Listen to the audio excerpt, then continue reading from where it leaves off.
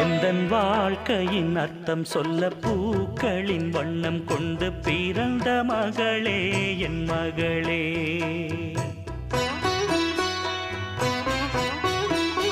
நான் வாழ்ந்தது கொஞ்சம் அந்த வாசத்தில் வந்துதித்து உயிரில் கலந்தா என் உயிரே. உன் பூவிழி குறுநகை அதில் ஆயிரம் கவிதையே.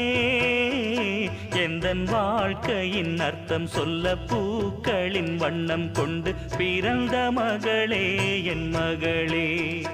நான் வாழ்ந்தது கொஞ்சம் அந்த வாசத்தில் வந்துதித்து உயிரில் கலந்தா என் உயிரே.